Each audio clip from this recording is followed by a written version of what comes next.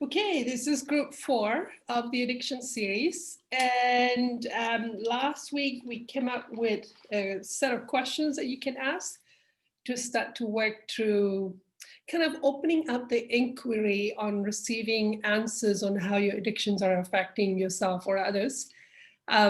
Just a way to start the process. Not that you have to answer all questions, but it kind of gets the questioning going. And usually when you start to become aware, there's a whole process that kicks in that is very, very difficult and painful and awful. And we tend to go into some pretty dark places. So I figured we'd talk about that today. And I also then asked for some extra help. I asked for our guides that because I'm still in self-punishment phase of it myself, still learning to love myself through the process. So I asked some questions to our guides and I got some answers. So I asked the question, how to love ourselves to get through the awakening to addiction process? Because you're just waking up to the fact that you have addictions. You're not the person you thought you were. And there's just a little sprinkling of awareness of the damages you're doing, which are kind of shocking.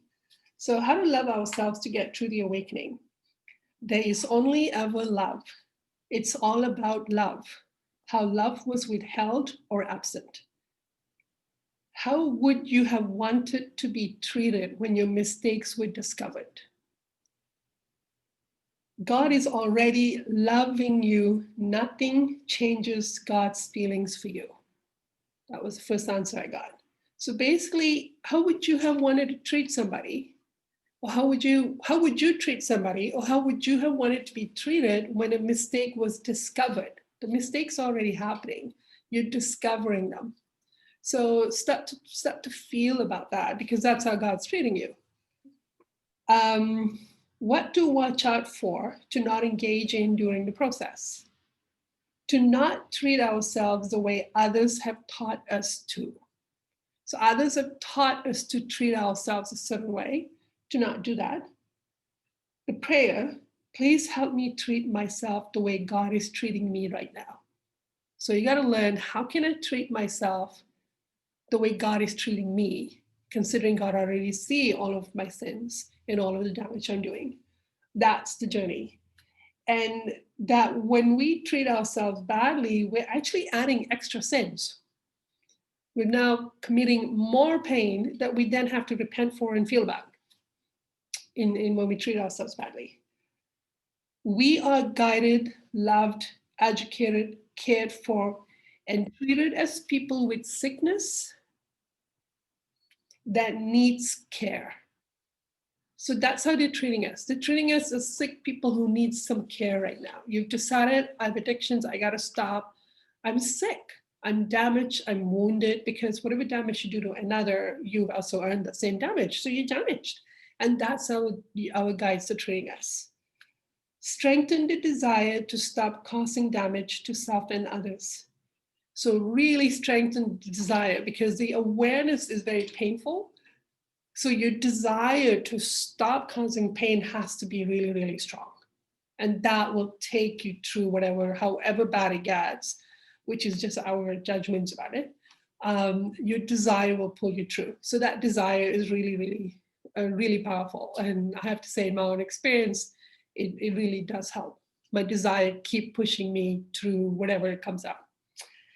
And then our spirit guides have also gone through similar or worse situations. So the guides we have helping us right now, they know what we're going through. They've gone through similar sins or even worse. So you can trust them to help you. They know what you're going through. They've gone through it. They've healed, and I'll share later how they feel about that. So then I ask, what can we do to make this process efficient or easier? What can help us? Create a lifestyle that is nourishing, music, outdoors, companionship, inspiring books or movies or blogs, or people that have changed and healed and grew. People who fell, people who went down, who made mistakes, and then chose integrity. They chose to stop. These are the kind of people that you want to learn about, watch about, read about, listen to. And then get in the habit of praying. We are here. You're worthy of our assistance. We feel pleasure and honored and proud to help you get through the most exhilarating part of your development. Choosing to stop sinning is something you'll always be proud of. Someday looking back, this is something you're going to be very proud of.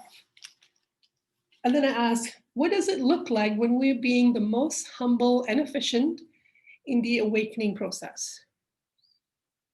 I was shown what it will look like someday when I get there, how I will behave, what kind of prayers will I be saying. And what I got was that I'll be praying a lot. It sounds very preachy. God, please show me another sin so that I can learn to love from you. I can learn to express your gifts that exemplify your immense love for us. I will have gratitude that you can show us another step in which we can become glorious being that you made us to be. So someday you're going to be grateful that there's another sin pointed to you in which you can now be educated. You'll see it as an education. You'll see it as a gift that you get to really feel the awakening process and what you're going to become. You're going to feel God's plan for you in helping you become the amazing being that God has made you to be. Like you're going to feel, I don't even know how to express it anymore because I'm out of it. But when I was channeling it, I was like, whoa, there's a lot of gratitude and immense awe at God's majesty. And I felt very grateful, like, oh, there's another sin I can work through and all the benefits I'm going to get and all the education I'm going to get. And I get another step of feeling your immense love for me. Like it was a lovely space. I'm not there now. And I also got some information about punishment that I channeled in mediumship group a long time ago. So I'm happy to share that at some point, what God feel about punishment. But how did that sit for you guys? Lisa? Yeah, you really touched me in what you were saying. I could feel the love that our guides have for us. And when you said exhilarating, the process is the most exhilarating part of our development, that they were saying that, I was just like, oh, frick, no way. The most exhilarating, this is like the most intensely painful, it feels like. So I just felt the opposite of what they that word. Yeah. They are proud of us. They felt like you are waking up. You're beginning to feel alive. Like that's the feeling they give me. I know. This is why I asked for channeling. Like I got to pass information that I'm not feeling, but we need that framework. Yeah. Anyone that wants to make a comment for the new one, just raise your hand. Alicia? Well, actually, Lisa said it perfectly. I felt the same. And I felt that like I had a duality about exhilarating in that I was like, oh, wow. But there was another part of me that was, oh, yeah. I was like in this duality. Yeah, exactly. Yeah, beautiful. Exactly. Very moving. Yeah, this is how they want us to feel about ourselves. They are feeling about ourselves. And so we know that this is the kind of people we have around us and this is how they feel about us. Maybe we'll be more open to asking for help. Yeah. Okay. Thank you. I really appreciated the part where you said, see exposing sins as education. Yeah. And it's because I mean, you and I have talked about this over a while, how I go to a punitive place. Yes. Reframing that. Yes. Hopefully will bring up some more emotions about the punitive side that I experienced as a child. We really need to confront the punitive aspect that we are going to be engaging as we awaken to addictions. We really need to confront it. We got to see it as a huge obstacle that has got to stop. Because that's one of the main reasons you don't want to wake up. Because then this is how you and your facade will treat yourself. It's horrible. And we were taught to do that. And we got to stand up to that internalized abuse. Lisa? Yeah, and it also feels like just really grieving what our parents were like towards us when we did make a mistake, or when we admitted our mistakes. Even like I remember getting punished when I admitted mistakes repeatedly. So I can feel the grief there. It's like that's keeping me wanting to be harsh on myself in the moment I'm starting to wake up to the addiction. It's like I just would rather choose that, let's get harsh on myself, or let's get rageful at my parents forever doing that, but it's not really grieving it where it's going to really shift. Yeah. And there's a whole process of education in experience, in wanting to know, how is God feeling about me right now? How is God treating me in my sin?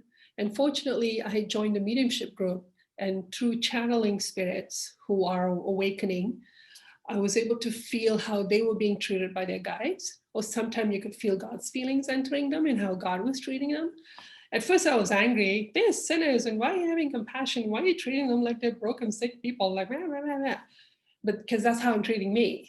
And then over time, I started to soften that when you have sin in your soul, whether it was done to you or you did to others and it's suppressed, your soul is sick.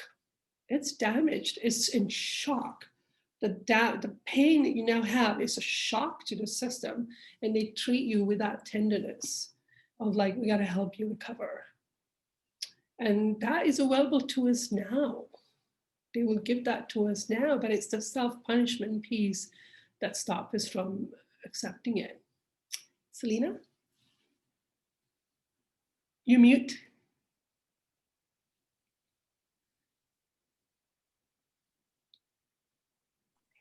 The comment on asking our guides, what I find is I ask and I get an answer and I don't really care for it.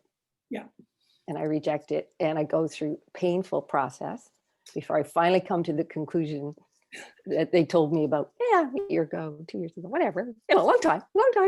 And I just didn't want that. No. I had just too many addictions in the way to just accept that truth that, that too many things I want to hang on to before I can do this. And lots of times the advice is just as simple.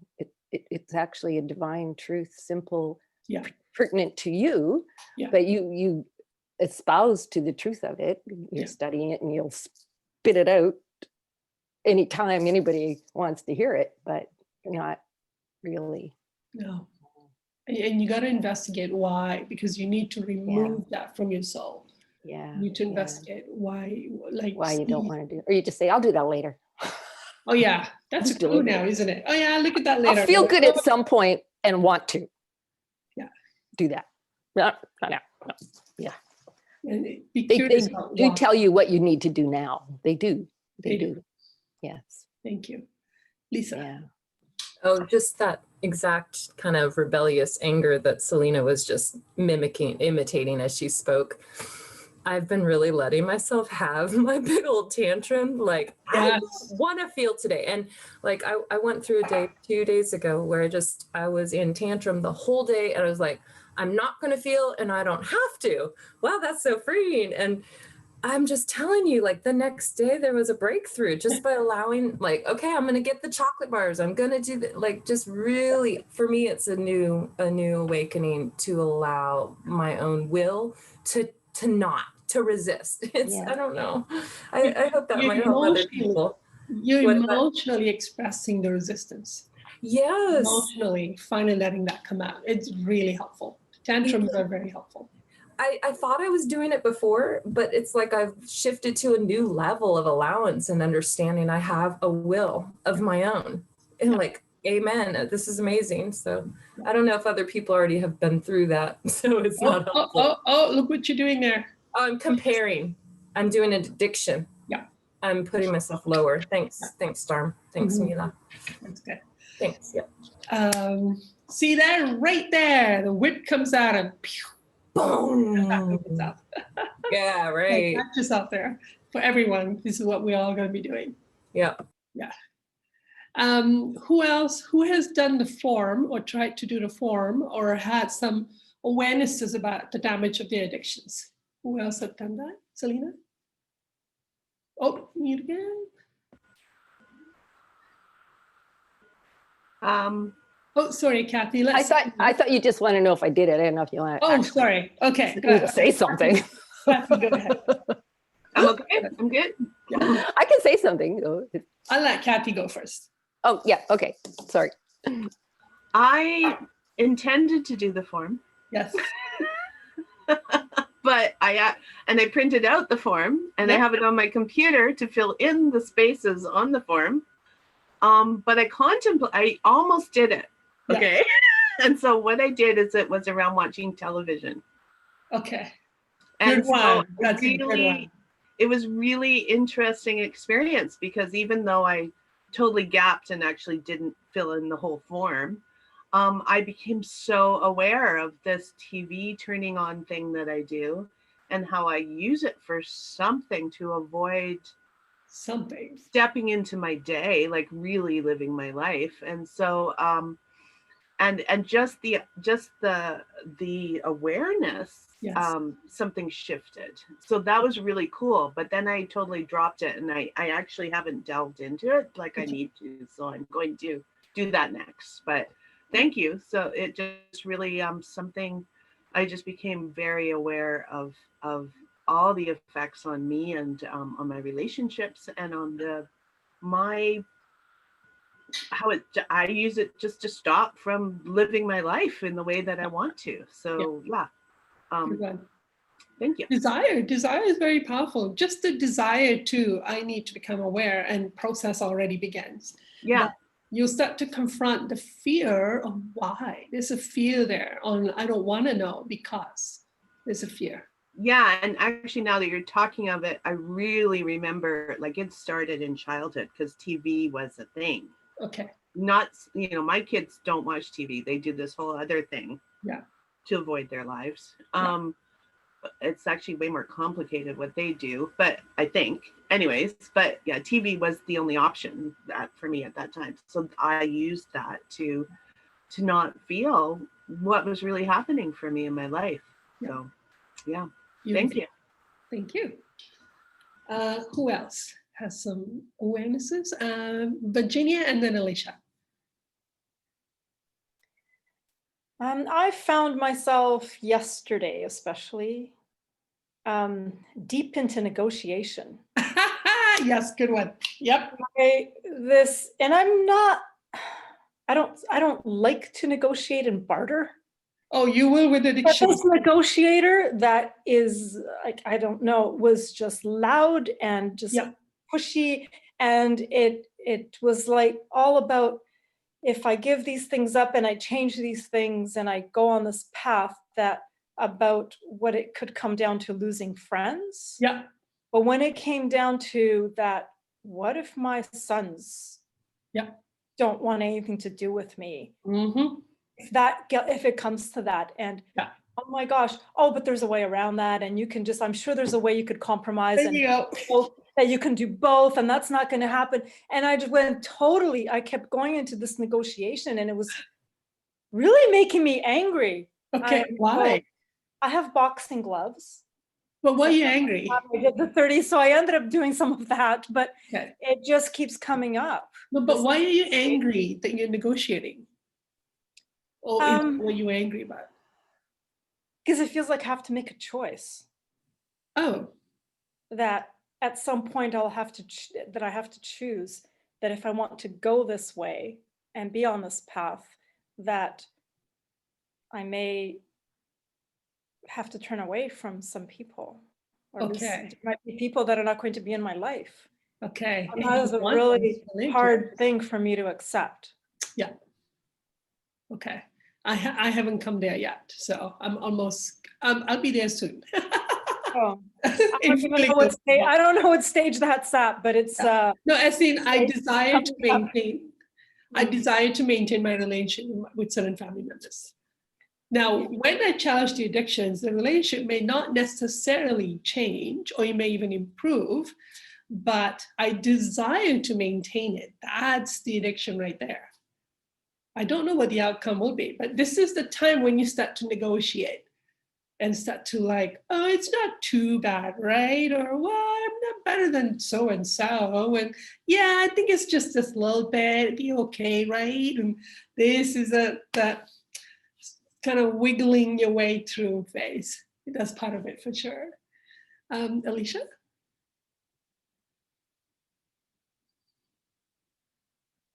Okay, so first of all, I only really crammed watching the videos yesterday and looked at the questionnaire, but I did actually fill out most of it, and I went with feeling unloved, because that sort of feels like, over the last few years especially, it feels like every little thing I go to, feeling misunderstood, feeling rejected, it just comes down to feeling unloved. Yeah.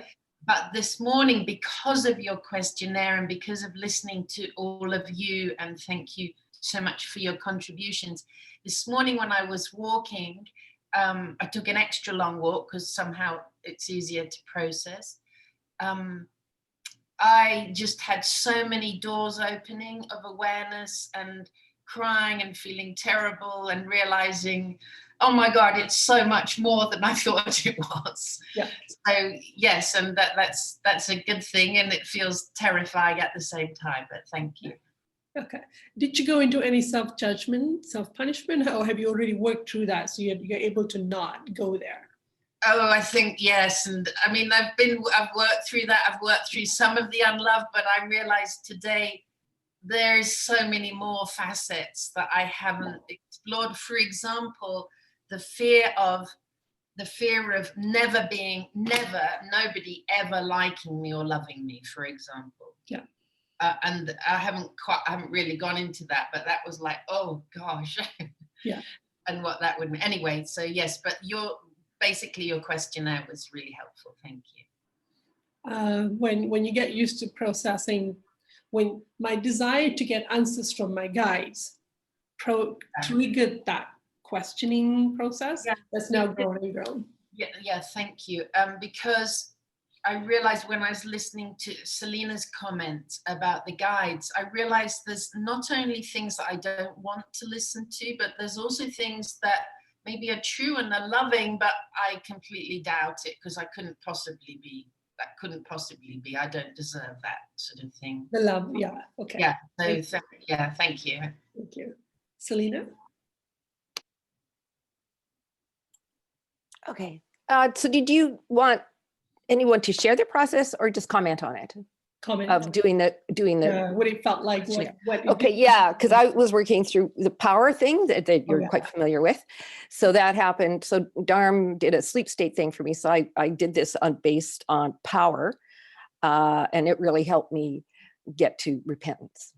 Getting through the repentance, like having to really focus on answering those questions about why I wanted power and what it was doing to me and what it was doing to others, and really increased my desire to repent and feel the remorse. And then that was really good. And it's brought me to another place of loving freely and making that decision. It's a decision.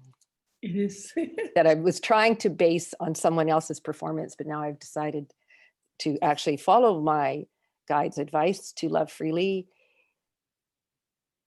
because I've been rejecting that advice. Like, if you're going to choose to love, just love freely. Okay. Otherwise, don't. Just back off, remove yourself, but pick one. Yeah. Now, knowing how the addiction got created, did that help you have compassion for, like, okay, I didn't have choice about this?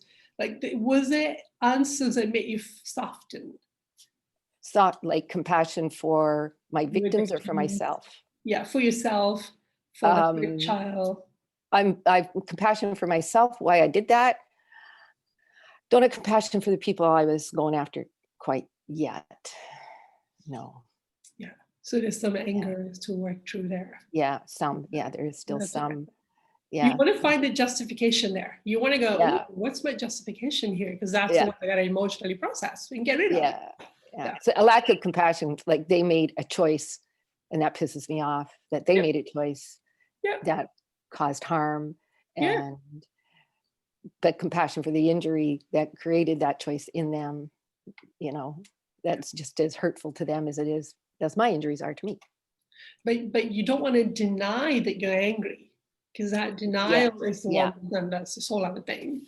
Yeah. Yeah. So as you work through your anger, you will connect to your justification, and you want to find the justification because that's driving the addiction. Yeah. Okay, thank you.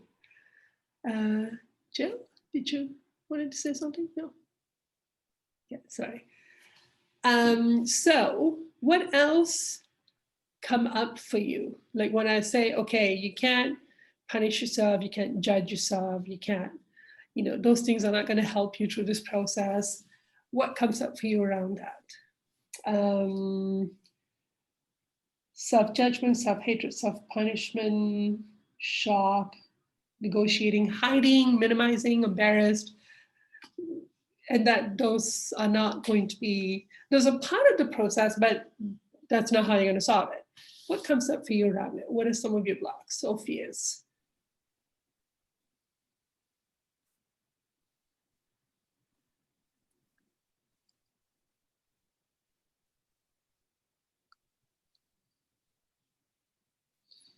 Lisa? I guess for me, some shame and embarrassment when I first see it, and then less so now because I've been working through some emotions about it. But the feeling is that I'm less than others because I have this bad thing. Yeah. I'm lower, Mhm. which is a big one for me. So, but Yeah. I'm getting that somehow the link is getting thinned now. So those things come up pretty much. Yeah. Okay. Okay. So when I'm going through it, it took me a while. It's actually like what Selena said earlier. My guides kept saying, you're treating yourself badly. Yeah, whatever. You gotta change how you're treating yourself. Yeah, whatever. But the pain and the agony I was working through was so terrible. It was about the power addiction on women. And it took me 3 months to actually really hear my guide saying, you have to change the way you treat yourself before you can change how you're treating others.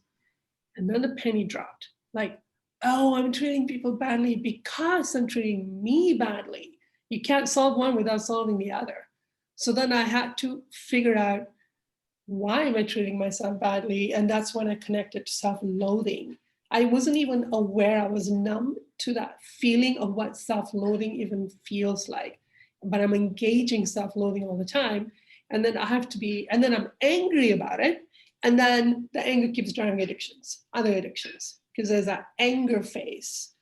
You gotta find the anger that's driving the self-judgment, the self-punishment, self-hatred. Because when you discover something about yourself, now you're really abusing yourself. So this is why you don't want to know that you were causing pain, because then you're going to experience this severe abuse from yourself, from the facade selves. So there's that phase I went through. And so I had a very strong desire. I have to treat myself the way God is treating me. I got to solve that piece first before I can really do the awakening process. So that has been a big piece of my journey, and it's really, really helped me, because it's quite terrible. Self-loathing was pretty terrible, and it tends to happen when children are abused in a pretty big way, and then you're feeling all this hatred and rage at what is being done to you, but you turn it inward. And now you're in self-loathing. And that's really, really terrible. So you got to somehow find a way to confront that. Jess? Hi. Something that helped me was when you said that it was child abuse to myself. And for some reason, it didn't resonate when it's like, oh, I'm hurting myself. But when it was like, I'm hurting a child. Yeah. and I have all this anger at God that how could all of this be, all these children in the world be hurting, because that's how I'm hurting. But as soon as that clicked, it helped me to really feel how much I was hurting myself. Okay. Thank you for that. Yeah, I learned from the mediumship group one time through channeling that every time I judge myself, I'm judging the child. It's a hurt child I'm judging. So I was like, moratorium right there. That stops now. So you have to come across places where you go, this stops now. There's firmness, because then we're trying to wiggle out of like, oh, not really, this and that. And no, you can't wiggle out. You got to push yourself into a corner. But then how are you going to treat yourself?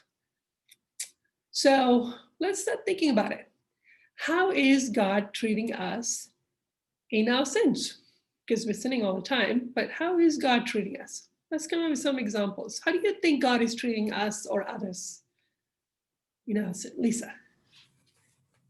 Well, I've had this feeling that it's just like very firm, clear feedback boundary. Like, nope, that's wrong. Yeah. Nope, that's wrong.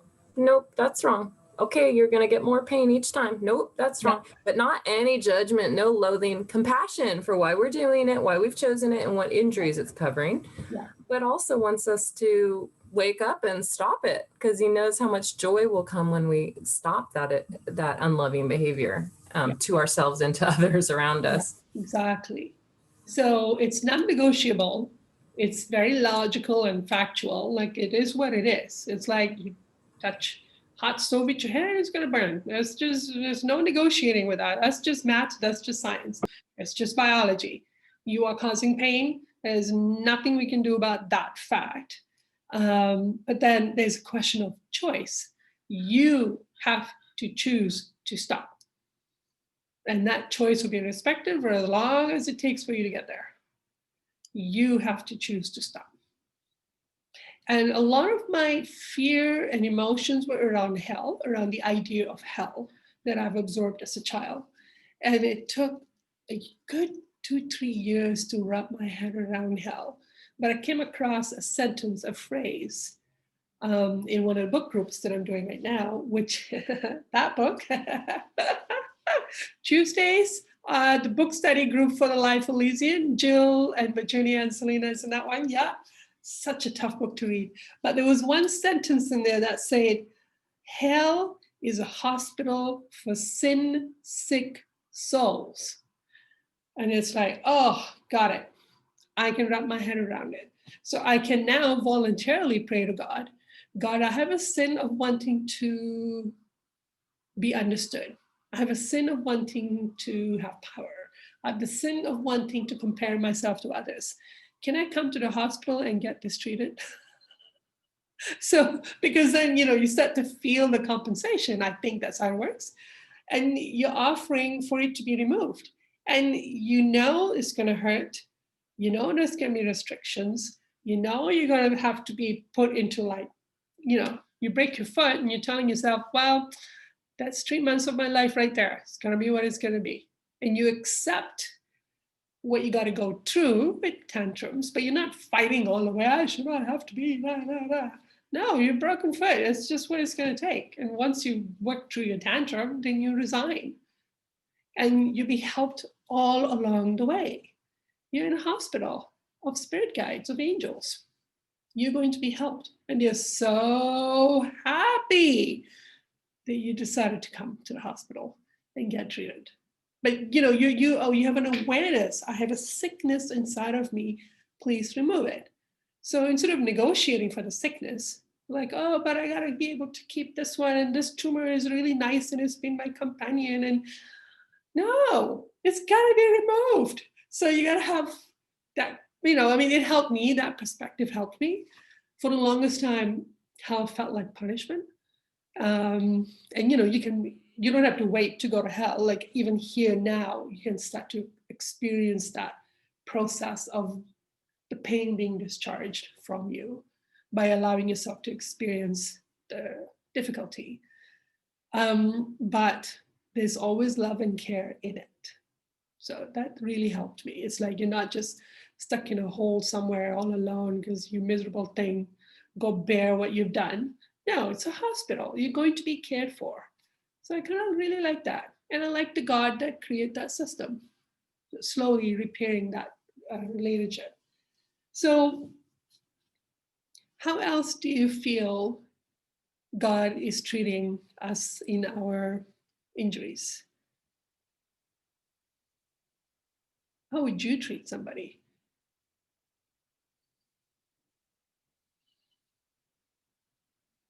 Lisa? So not meeting the addictions, like you gotta stop. God has no response when we are like, please God, help me not feel this fear. God's like, no, can't respond to that. So it's just sort of like no feedback. No, for me, it feels like no feedback. I'm guessing God is, it just feels like, no response is what I feel from God. Yeah. I like what you said there. So if you're asking for help, please stop my pain. that's a wrong request. If you're asking, please remove my pain, please help me get through the pain, please help me heal the cause of the pain, now you're walking towards it. Because addictions are serving 4 purposes: desire to suppress emotion, desire to deny emotion, desire to resist the experience of emotion, and desire to substitute emotion. Over and over and over, those are the 4 basic desires, always. So if your prayer is about those desires, you have to go into addictions. There's no choice about it. And Virginia, did you raise your hand earlier? When you were asking about how God feels or treats us, there was part of that, I think it was the last chapter in Life Felician, where it speaks of every thread in this weave of life and everything that happens in the universe, so that there is love in it. And I try to remember that, especially with law of attraction and with what's being brought into my life, and just trying to discern between someone else perhaps just making a choice to be unloving, and why is it in my space, and what can I learn from this? Rather than just putting up a block. I don't want to feel what, your unloving actions, right?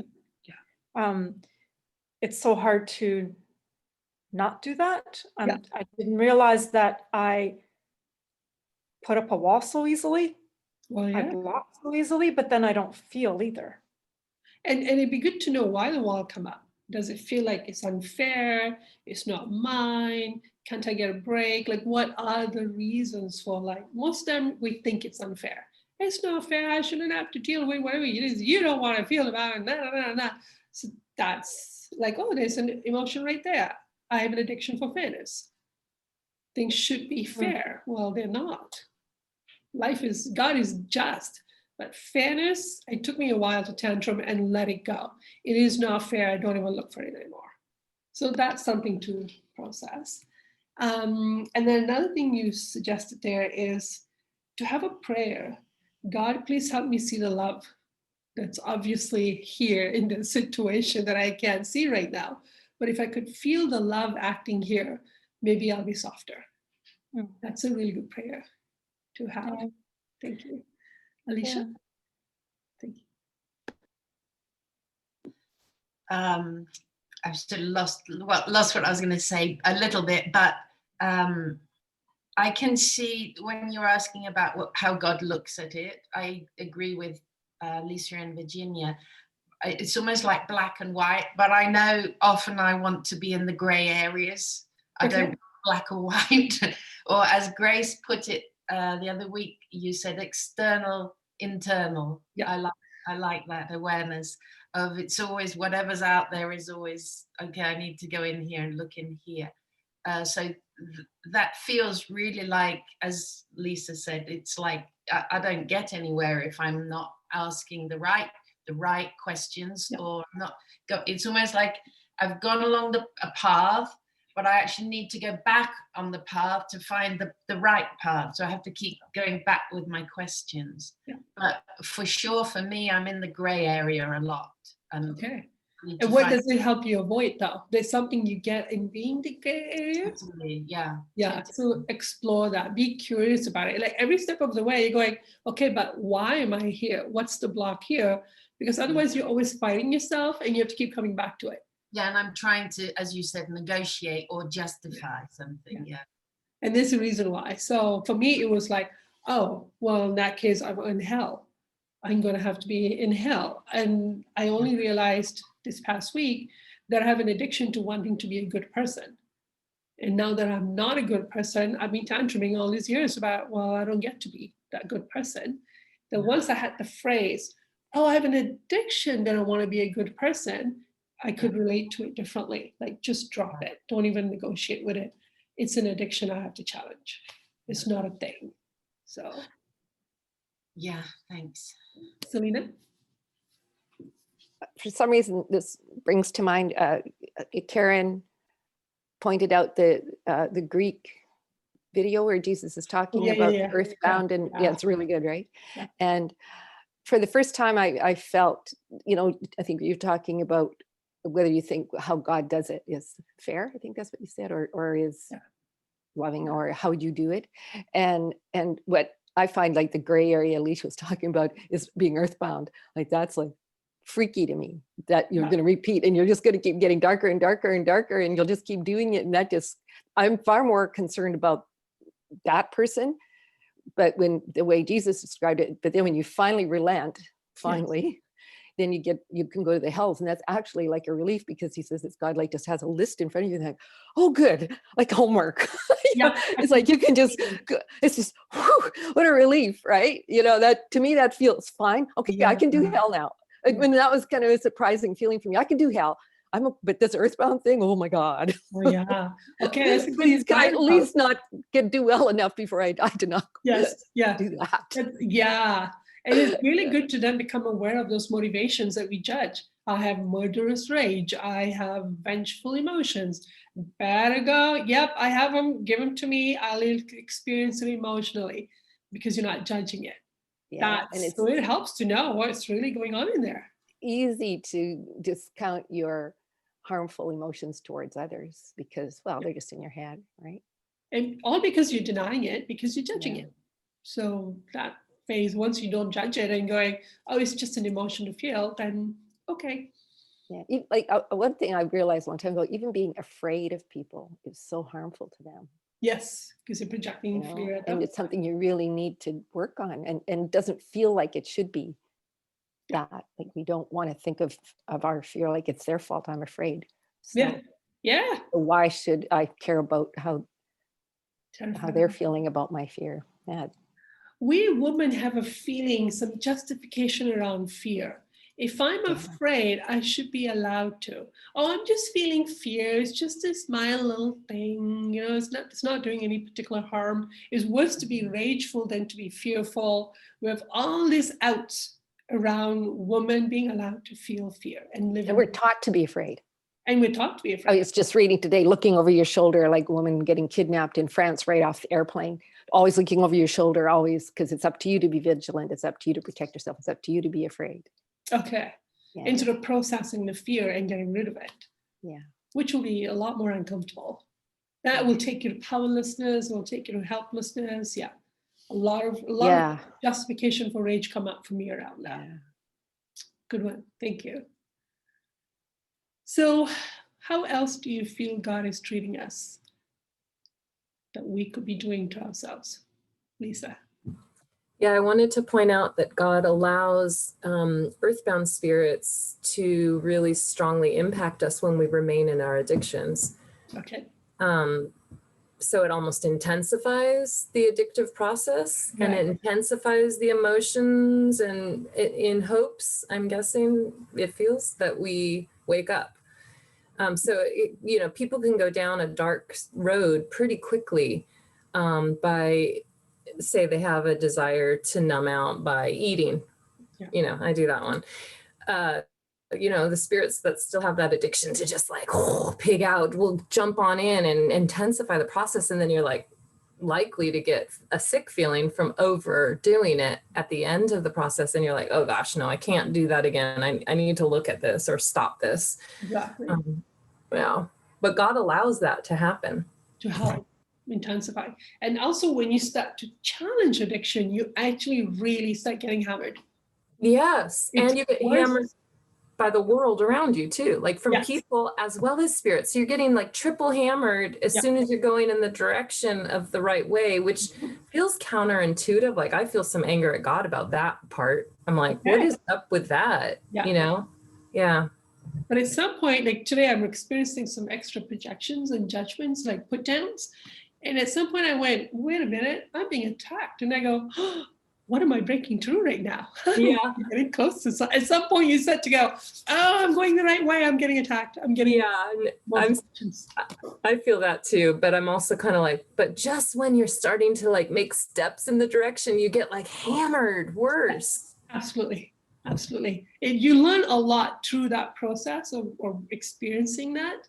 And also you actually start to feel, there's a sense of will. It's a sense of like, I'm doing this no matter what happened. And your sense of self becomes stronger, becomes more firm. And that firmness helps you to better negotiate, makes it easier to say no to other addictions and to other people. It just gets easier. There's a firmness you develop in yourself by having to overcome. The first few addictions are like massive. I've been blackmailed by spirits that, they're gonna kill me, they're gonna kill my kids, they're gonna destroy my career, they're gonna la la la la la. I've received all kind of blackmails.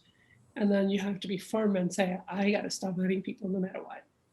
It gives you good firmness. And somehow you're free of it. Somehow at some point you're like out of reach of those spirits. So there is that tight spot you get to. Yeah, it's like go ahead. Oh, I'm sorry. Yeah, it's like when you first have that awareness, oh, there's an addiction here, and then I'm going to start exploring it. It creates an opening almost where the spirits launch in bigger, because it's like it opens your soul and that hole becomes exposed through the awareness. Something happened. I think it's because they're going, oh shoot, we're going to lose our supplier. Oh yeah, because they've already been plugging into that hole because it's been exposed. We just feel it's being exposed, but it's been there all along. We're just aware of it. Yeah. When you're getting along with people because you're pandering to their anger or fear, they like you. And the moment you say no, what happens? They put you back in your place. There's a bribery, there is a threat, and then there is a blackmail. There's like that. Jesus actually outlines it, and I've experienced it many times. There's all boom, boom, boom will come at you but you're just a drug supplier, and you're like, ew. And I get to stop. I get to say enough. I choose to stop. Whatever the consequence, I will stop. This has got to stop. And that will only happen when you see the extent of the damage you're doing, and you're like, I can't do this. This has got to stop. And it makes you feel like at some point I start to feel some clues to my nature, that my nature, the child's nature, is very sensitive to like, whoa, are people being harmed? I got to stop right now. And I go, wow, I really like that about myself. There's something I can be proud of, that there's a piece of me there that is very sensitive to. Anytime I'm causing pain, ooh, the little kid just squirms. So you start I kind of wanted to, I'm sorry, I wanted to point that out, that it was interesting that your self-loathing energy and judging yourself so harshly, the only reason you wanted to stop it was because you were being pointed out that that's how you were treating others. It was like your love for others that was over. That's right. Yeah. Yeah, if I really wanted to stop how I was treating others, I got to change how I treat myself. So, okay, fine, I'll learn to love myself, whatever. So that again is like, wow, what an injury. Like, why aren't I worth loving for my own sake? Exactly. So lots of education happening. This is where a lot of education happens. And it really helps for you to remind yourself you're just in preschool. You're trying to get to be good enough to be in kindergarten. This is just preschool, folks. So don't take yourself too seriously. It's just that These preschoolers have got machine guns and can have babies. Like, okay, like who gives that to preschoolers? But we got to remember, that's all we're at. We're just at this level. And, you know, by kindergarten, what is it we hope kindergartens have learned by the time they get there? Let's do that. What do you want kindergartens to know? Kindergarteners to learn? Jill? Play nice with others. Don't smack somebody just because you feel like it. Play nice with others. What else do you learn by kindergarten? By the end of kindergarten graduation, what is it you hope to have gotten? Who else? Alicia? Well, I just spent a lot of time with the little one. So the biggest thing for me was telling the truth and not cheating. Okay, there you go. That was the biggest. Okay. That's a reminder for myself. Yes. Tell the truth and no cheating. Okay, beautiful. What else?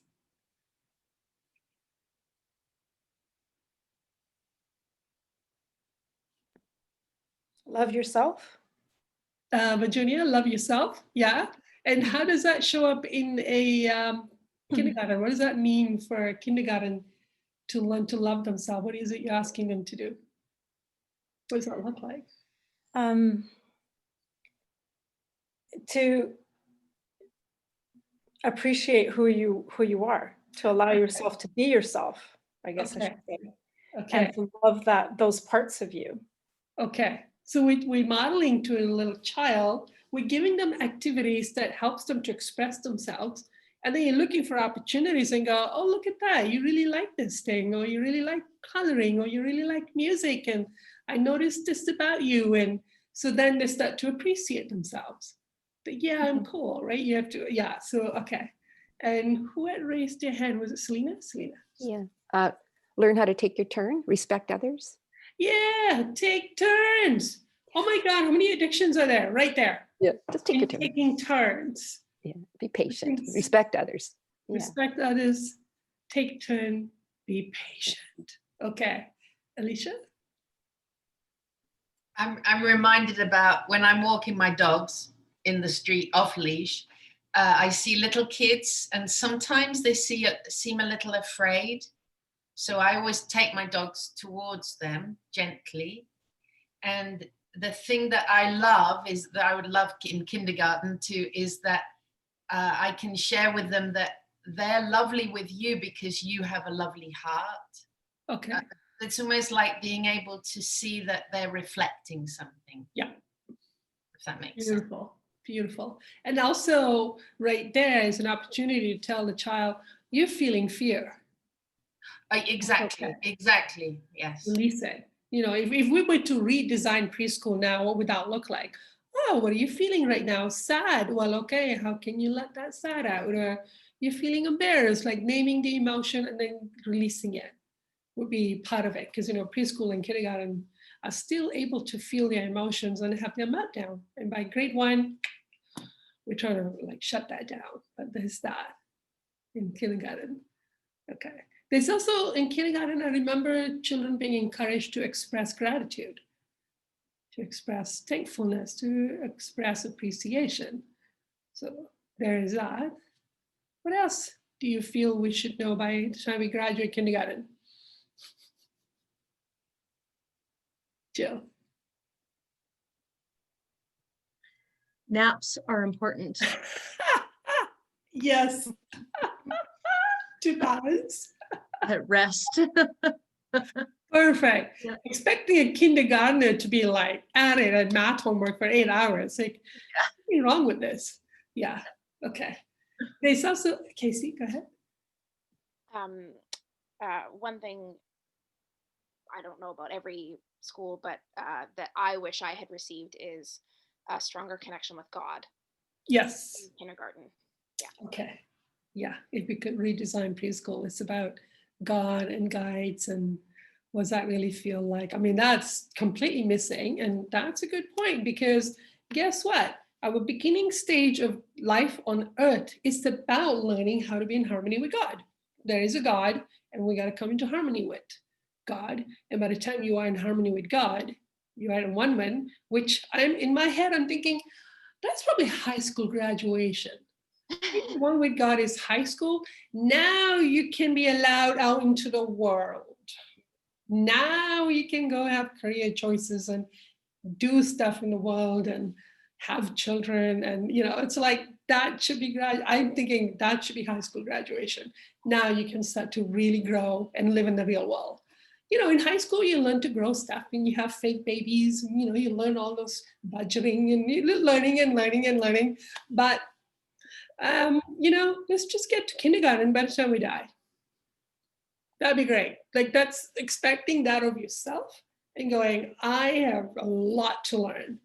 And it's okay that I haven't figured it out, because we have expectation that by the time you're 18, you're supposed to have figured it out. Well, we're not even out of preschool yet. So it's okay that we have all these areas that we need to figure out and correct. And our parents are also preschoolers. So how then, that's where we're going to learn anything from them. We're going to need somebody else to educate us. Casey? And then there was just one more thing. I wish I had known how the soul, the spirit body, and our physical bodies are all entities on their own, and that there are actually spirit bodies around us all the time. Okay. Now, Casey, what do you feel you would have had differently if you had known that? Spirits around me all the time immediately. I know that I already knew that they were around me. Yeah. But my parents my parents were telling me that I was wrong. I was crazy. There was something wrong with me. So why are you mad about that? Because I believed them. And therefore?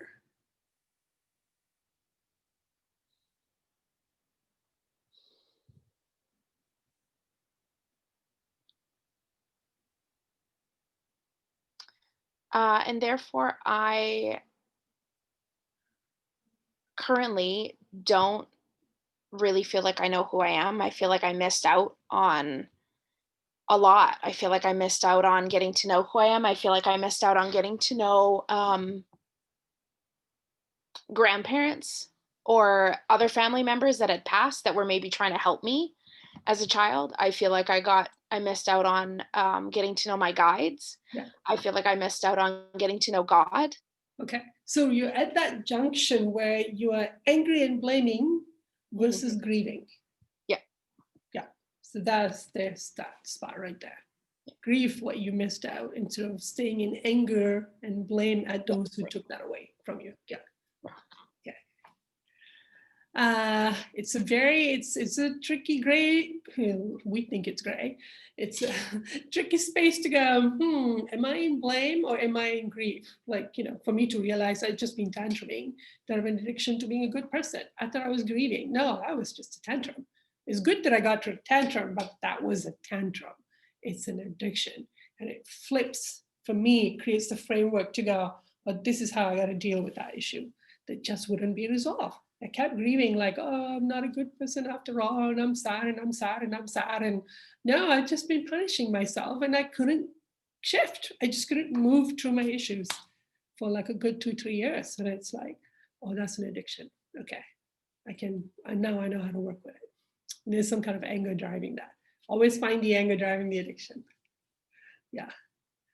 So in order for us to kind of get through the next phase, which is next week, we're going to talk about how to challenge addictions, what it actually looks like. When you start to become aware of what you're doing, this is a very dark place. And you got to change how you were taught to treat yourself. Excuse me, you got to change that. You got to challenge that. You got to confront it and have a desire to treat yourself the way your guides are treating you. To treat yourself the way God is treating you. How does God treat people who have sinned, are sinning? You want to know that so that you can change how you treat yourself. And only then the hurt child in me started to expose itself.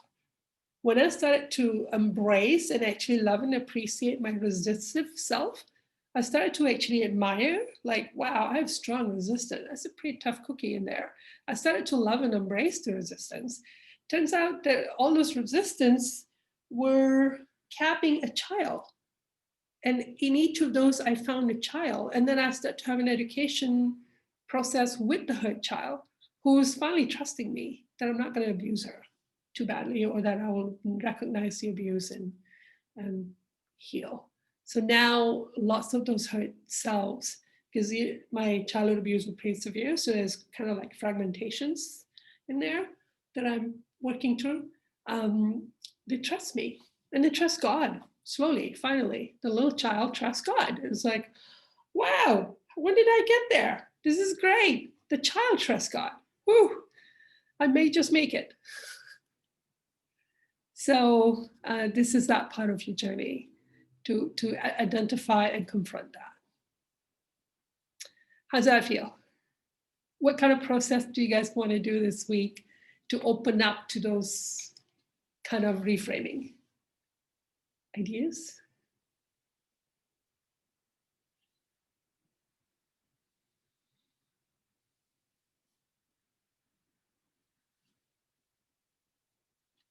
Jess? And what just came to me right now is asking my hurt child what she prays for. Wow. Oh, okay. Because then you start to feel what her desires are. Yeah, that's beautiful. Thank you. Lisa? No, I was just going to ask you to clarify, if you might clarify the question a little bit more, because I was curious what you meant by what are we going to do this week to reframe? What do you mean reframing? I don't understand that. Reframe what? How can I treat myself the way God is treating me? Ah, that part. Yeah. How can I start that journey? Because reframing how you're treating yourself. Okay, thanks. Other ideas, Selena?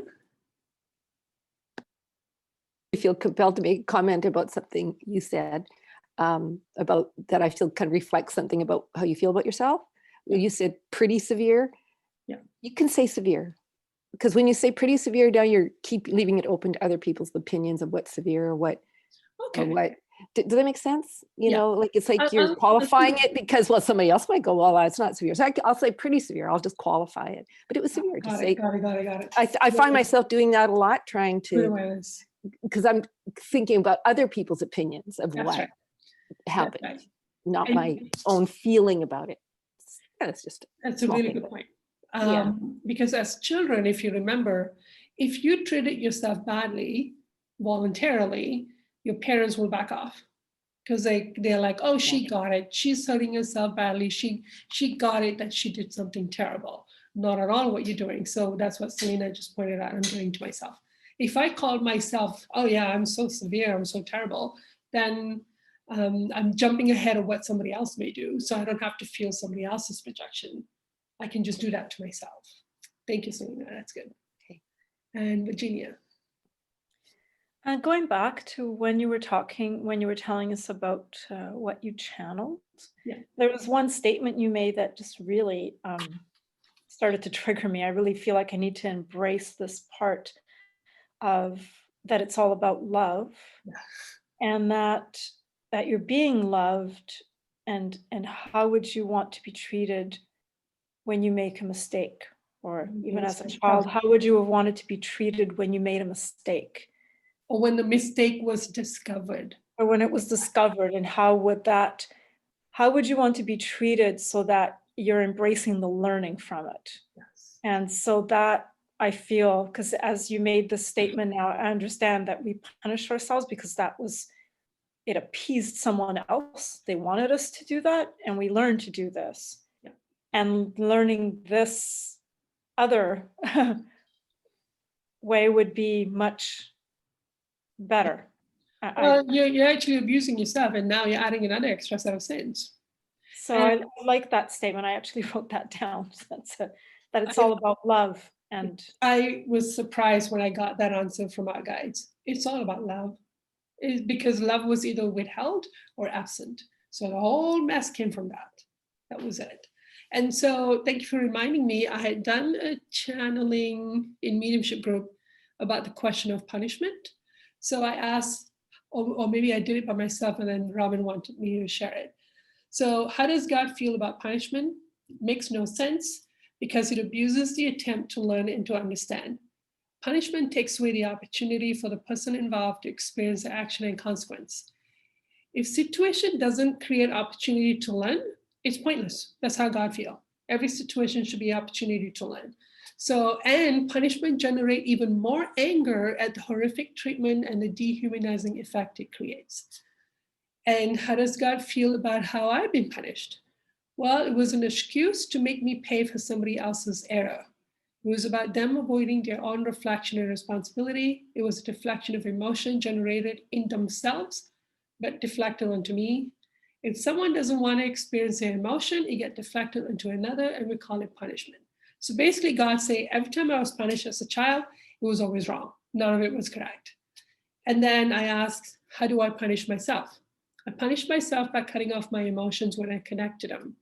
And I cut off myself from God, and I feel that I am to blame. Whenever I feel I'm to blame, I'm in self-punishment. And how I punish others is I keep them out of my emotional life. I don't open my heart to them, and I deny people my own nature and gifts. So you could ask this full set of questions and receive answers that are personal to you, because I got answers that were personal to me. But that's what punishment's really doing. So that's a good thing to become aware of. Like, watch yourself, let yourself, like Kathy, actually let yourself feel like, why do I watch TV? What am I really doing? And then when you see like, oh my God, is this what I'm doing? Then out comes the self-attack. And then you go, whoa, whoa, whoa, okay, I'm going to consciously watch what I do to myself. And then I'm going to start to target those treatments, because that has to stop. And then become sensitive. And I'm still becoming sensitive week after week to another layer of self-attack and self-abuse that I got to confront. But then once that gets in there, I find an addiction, I go, okay, I get to stop. Let's go. It's just strategies, it's just techniques, it's just, you're in a hospital, you got to do surgery, it's just what it takes. Then you start to become courageous and factual and logical about it. You're not so emotionally strung up. Okay, I hope this helps with some parts of the journey. And then next week, we're going to do the how to confront addictions. We'll talk about that next week. Any comments or any questions, feel free to email. And then I'll share this video with you guys when it's done. Okay, thank you, everyone.